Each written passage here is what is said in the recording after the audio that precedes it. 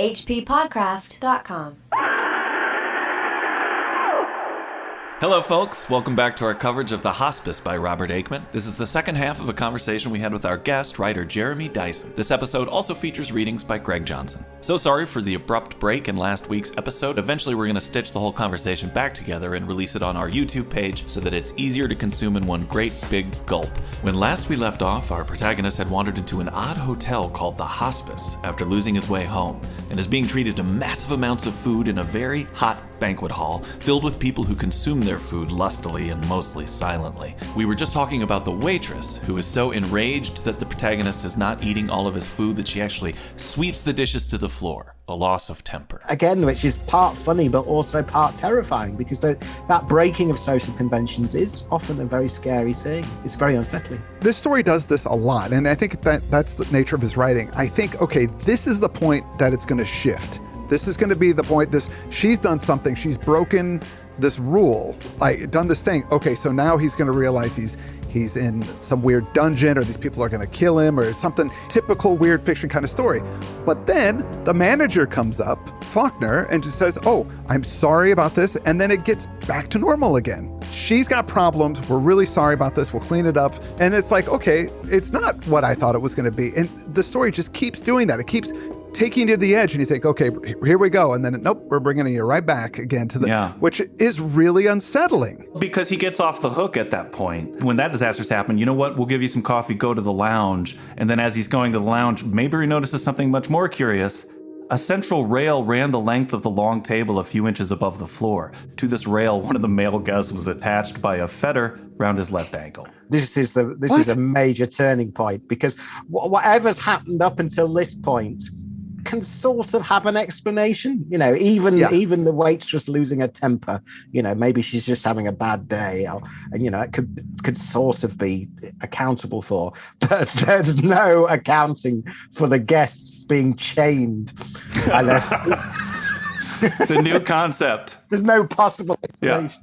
Farm to table or else. One guy is chained to it that he sees. That he can see. That he can see, But what if it is just the one guy? Why is this one guy chained up? Why are the other people not, if that's what's going on as well? There's just so many questions. Nothing gets answered, and you just get moved on to the next part of the story. But it's worth as well just passing comments on the brilliance of Aickman here, because these details are all strange, but none of them are arbitrary. Everything it sort of has its own weird internal logic, even though it's impossible to discern what it is. A bit like David Lynch, it's like there's not many people who can do that without it just being annoying or or stupid. But it's like in the way that a dream has its own consistent logic and everything in a dream belongs in a dream, these are like Aickman's dreams. Everything belongs there. Each of these choices is sort of immaculate. It feels like that's a real thing that's really happening. I don't understand it. I'm not privy to the insights to this whole situation, but it would make sense if I just knew, if I was able to cross over into that world, but I can't. And that's why anybody could just do weird, random stuff, but it'll feel weird and random. This doesn't feel weird and random. I mean, it is weird, but it feels like, oh, wait, I'm getting a glimpse of this bigger picture, but I can't see enough of it to put it all together. And that's what feels really great about this story. The famous Bob Dylan lyric from Ballad of a Thin Man. There's something going on here. I just don't know what it is. And that's the trick. There's something going on.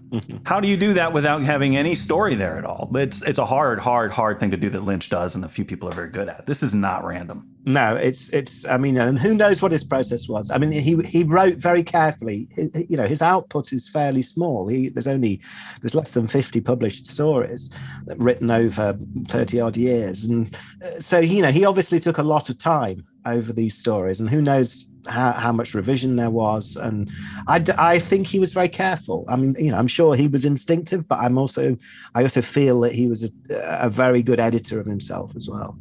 He's in this lounge. That middle-aged woman that he saw before, the attractive one, comes in, followed by that young guy that initially let him in, and her name is Cecile. She says that she's related to this Chaminade, the French Cécile Chaminade, who was a French composer and pianist, who was awarded, first woman to be awarded the Legion of Honor for a female composer.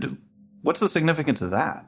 Is this a ghost of somebody I thought, or what's going on? I don't know, again, whether that's just one of his odd details that he just throws in that feels right. But again, it feels right. It makes it, because there's such specificity to it, it makes everything feel real. I think it does. And then it also naturally flows into conversation because he says, oh, well, I have a famous relation. I'm related to this person, Solway Short, who I think is fictional, but who's a racing motorist that this person definitely would have seen in the newspaper. This is somebody who they would know who it is if she was connected to the modern world. And she has no idea who it is. She says, I don't watch television. So I feel like maybe it isn't significant. It was just a way to get to this point, which is that this person is very out of time. Outside of time. She explains about the hospice only that people come for the rest, they come for the food, that the tremendous amount of food is necessary. It's the restorative, you might say, she says. And he actually says, do you come here often? Which is funny. She says, life would be impossible otherwise. All these people in the world without enough food, living without love, without even proper clothes to keep the cold out. What is she getting at? I mean, there's some sort of, this is a place where the wretched can go, the place where people can go as a refuge from the cruel world. It's funny because you just naturally think, is he dead and he's in some kind of heavenly place or something? But that just seems way too... I think the key line there is probably living without love. This is something, obviously, it's going to play out from here on into the end of the story.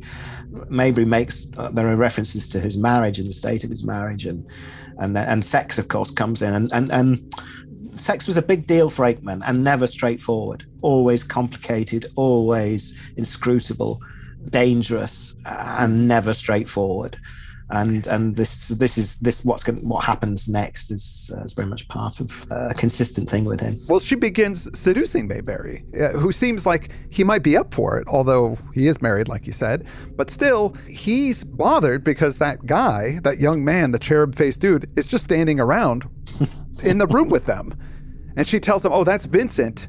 He looks like a Greek god, but he's impotent. What does that have to do with anything? That doesn't change the fact that I don't want a dude standing around while we're gonna, I'm gonna cheat on my wife with you. But there will be no visual arousal. How do you not get that? That's what makes it cool. It adds to it. How does she know Vincent's impotence as well? There's so much in those few lines, so much implication. Mm-hmm. Yeah. Now, eventually, all the other people come rolling in, and the romance has to stop. But she tells Mayberry she's in room 23. And then Faulkner comes in and says, to bed, all of you. And they just go. It's 10 o'clock at night. It's I don't think I've stayed in a hotel that has that kind of thing going on. even an English one. No, you can't get any food after 10 o'clock. Mayberry asks Faulkner if there's anywhere nearby to get petrol, and he says there isn't, but they could siphon off some of the gas from one of their cars. Faulkner goes with him to move his car closer to where the cars are.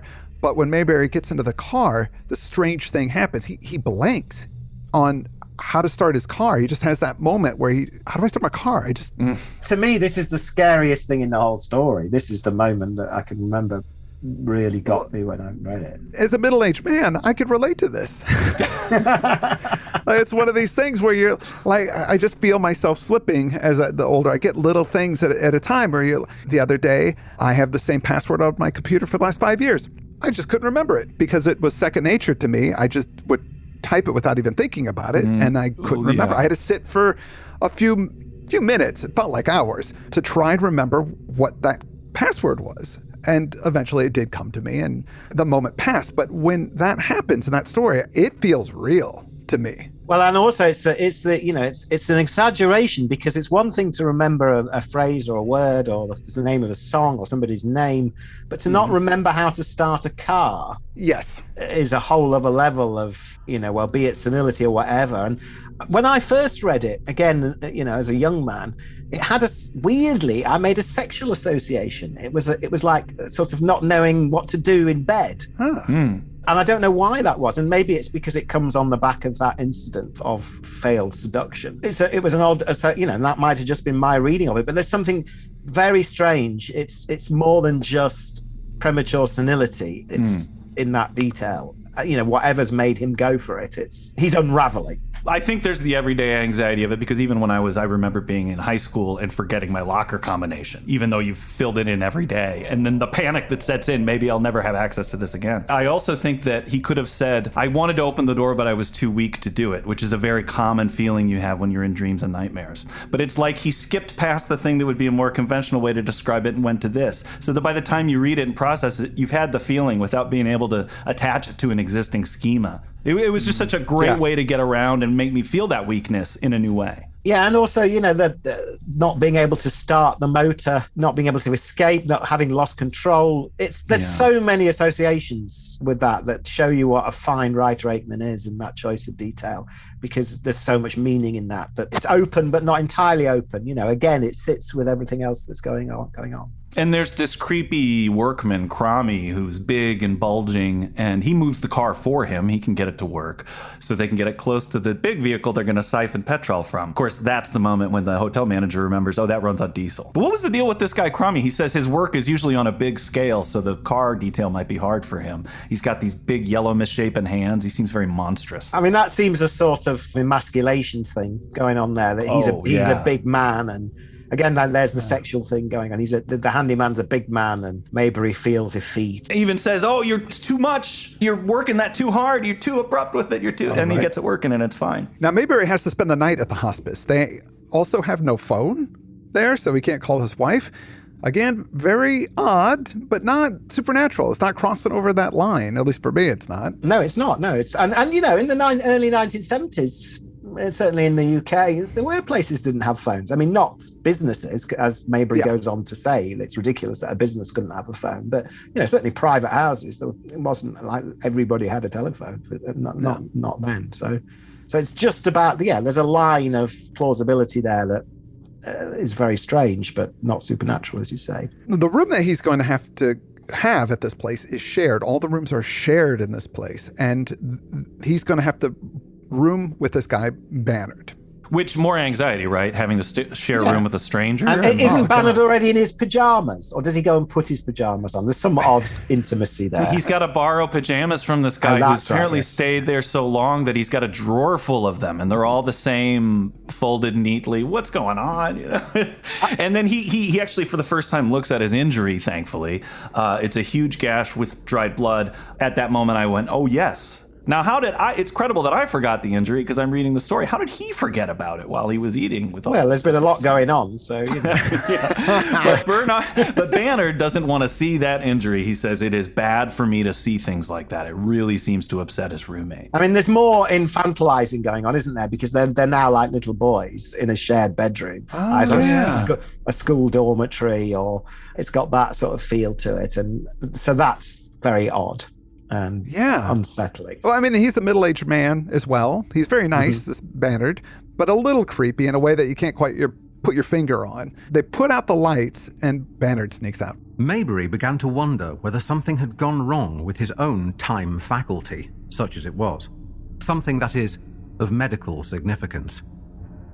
That whole evening and night, from soon after his commitment to the recommended route, he had been in doubt about his place in the universe. About what people called the state of his nerves. Here was evidence that he had good reason for anxiety. Then, from somewhere within the house, came a shattering, ear-piercing scream, and then another, and another. It was impossible to tell whether the din came from near or far, still less whether it was female or male. Maybury had not known that the human organism could make so loud a noise, even in the bitterest distress. It was shattering to listen to, especially in the enclosed, hot, total darkness.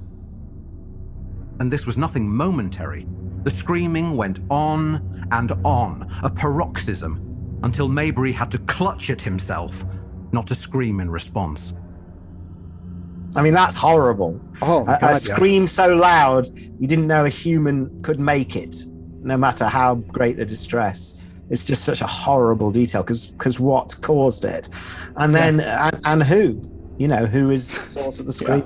And what do you do? What is your responsibility to investigate, solve, find out, report But it. also, when something like that happens, other people respond. He's in a hotel full of people. He should be hearing people running around in the halls. He should hear clamoring, talking, like, what's going on? People shouting. Nothing. He doesn't hear anything besides that. Again, there's a sexual undercurrent as well that you can't. One thing, if you've ever been in a hotel room and heard people having sex next door, it's an alarming thing. And if we think about the infantilism, if you were a child and you were to hear people having sex next door in a hotel room, that must occasionally happen. What would you make of it? Again, the richness of the associations that are in there. Now, why haven't I seen that scene anywhere, though? Because if I was a kid and I was in a hotel room, I would definitely be with my parents. So do we all sit there and listen to the sex happening in the next room together? You're right. That's a great scene. That is a good scene. Aickman missed a trick there. He should have put that scene in there somehow. Now, Mayberry tries to turn on the light, but it doesn't work. He tries to open the door, but it's locked. He goes to open the curtains, but no light comes in. That's another scary high point for me because it's so nightmarish. When he opens the curtains and there's just wall behind them. Yes. That's a horrible, horrible thing. The claustrophobia of it. And it feels very dreamlike. You're trying to do something simple, like turn on a light, get out of a room, open up a window, and nothing is working. These things aren't happening. Yeah. Now, he's not sure if Bannard is a killer or not, but he hears him come back in, and he could smell Cecile's perfume on him.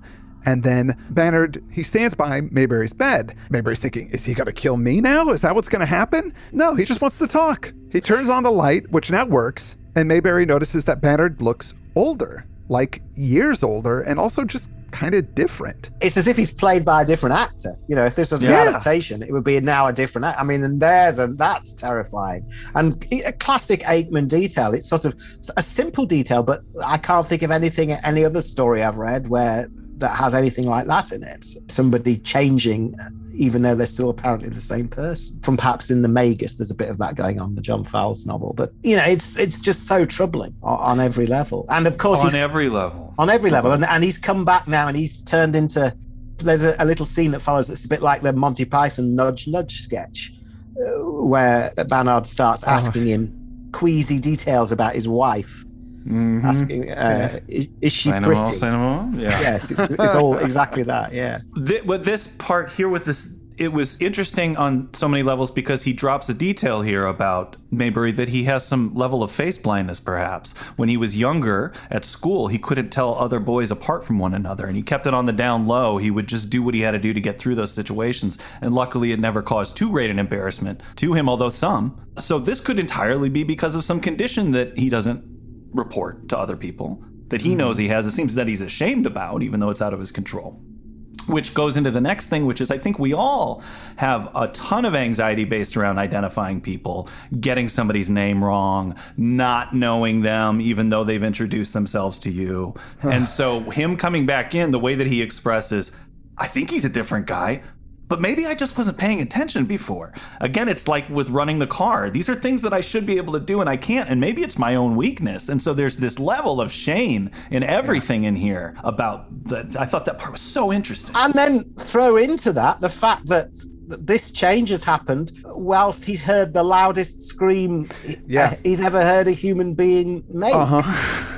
So there's obviously some connection, as you've already said. Is it that Bannard's a murderer? But why is he changed? And who is it that screamed? And was it the first Bannard that screamed, and now this other one is an imposter that's replaced him? Or it gets back to, we actually just covered the Sandman, the E.T.A. Hoffman story, in which there's a lot of use made of doppelgangers and people who look similar, who show up again with a different name. And we brought in how Freud wrote about that in his essay, The Uncanny, how knowing somebody but not knowing them is that core of the uncanny feeling. Unfriendlich. It's another, these German word. Germans have the concepts for all of this stuff, it appears. Or unhomely, I think is what the translation Unheimlich, is. Unheimlich, that's what it is. I'm not unfriended or whatever I just said. But again, that idea is coming up of something being familiar and yet totally unfamiliar as just such a unique mental state to be in, and one that produces a lot of terror. He asks Bannard about the scream, and he says, I didn't hear anything, which is obviously insane because it was so crazy loud. They have this strange little conversation about the hospice and about how hot Mayberry's wife is, like you were saying before, which really doesn't give us any insight, but is just kind of off-putting. Then Mayberry just wants to go back to sleep, and Bannard agrees. He goes, okay, let's go back to bed. Now, in the morning, they're both served tea in their room. Bannard looks like the younger original Bannard, now in the light of day. Mayberry wants to get the heck out of there, and Faulkner explains that, well, unfortunately, there's been a death in the hotel, and he doesn't want anybody to know about it because guests don't want to be upset by this kind of thing. They want a pleasurable experience. So he waives all the charges on the room and board because Mr. Mayberry has been put at an inconvenience. And Faulkner arranges for Mayberry to leave with the hearse that's going to be taking out the body. Mayberry was compelled to travel with the coffin itself because there simply was not room for him on the front seat, where a director of the firm, a corpulent man, had to be accommodated with the driver. The nearness of death compelled a respectful silence among the company in the rear compartment, especially when a living stranger was in the midst, and Mayberry alighted unobtrusively when a bus stop was reached. One of the undertaker's men said that he should not have to wait long. It's such a great last line. Now, this was the first Aickman story I read, so when I got to the end, I go, huh? What, this is the end? the traditional ending. I gotta say, by the way, we glossed over it, but the breakfast was immense as well. And when it was described, I know, I grew up in the 70s, people ate weird stuff. Lots of gelatinous molds with things in them and things. But this all sounded disgusting to me. And they finished up the breakfast with a giant apple pie with ice cream. And even Americans don't eat that for breakfast. Thank God he got out of there. Although to where, I don't know. Well, that's the thing. Is it a happy ending? Is a sad ending? I mean, it's... Is it? Well, he's escaped and he's alive. Or is he? Well, again, you can ask that question. Yeah, I don't know. That's what's cool about this. Yeah, that's right. But it's still satisfying. I mean, it's amazing for it to be so open, and yet it's satisfying. It does. It completely satisfied me on, well, each time I read it, but certainly on first reading, even though it was obviously opaque.